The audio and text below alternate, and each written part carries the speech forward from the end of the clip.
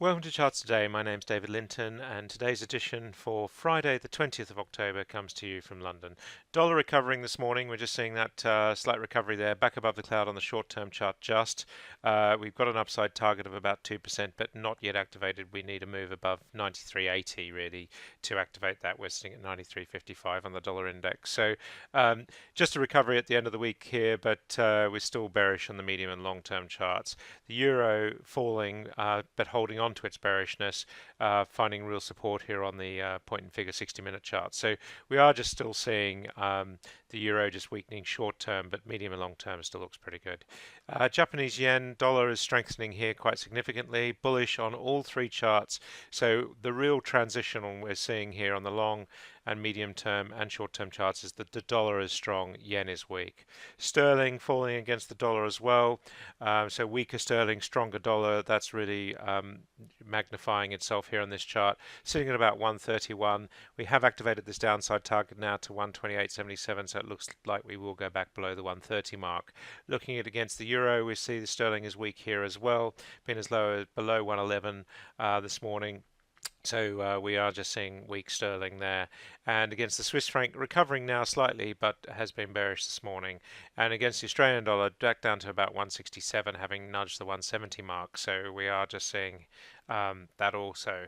S&P 500 index holding up quite strongly. The Nasdaq was down a little bit last night, but still bullish.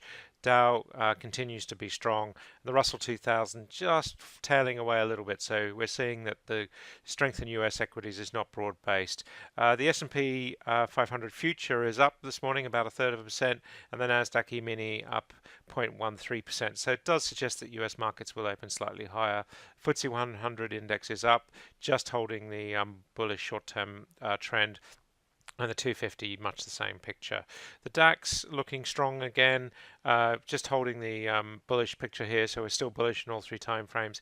As we say each time, there's still a shortage of upside targets, so it does make it harder to read. The Nikkei continues to rise on that weaker yen, and the Hang Seng Index is just struggling a little bit, but it is still bullish above the cloud. Shanghai, much the same picture. The Sensex down slightly, but close with Diwali now. But we are seeing here that the Sensex is still bullish on all three time frames. The Australian market still looking strong, has had a very good week.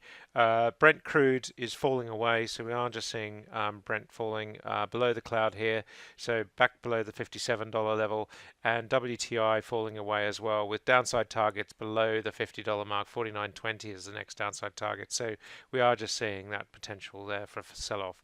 Nat gas sitting at 290. Copper just struggling a little bit in the very short term, but still looks amazing on the medium and long term charts. Taking a look at gold, we see gold is down 10 points, so at about 1280, so that is looking less strong on the short term chart. And silver, much the same picture. Looking at US Treasury yields, we're sitting at 2.36%. Apple was down yesterday.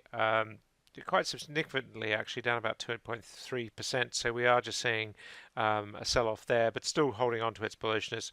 Google looking okay. Amazon also just holding on. Facebook is looking still bullish above the clouds with good upside targets. And Microsoft, really a standout, is actually looking one of the best looking stocks. That's it for today. Have a great weekend.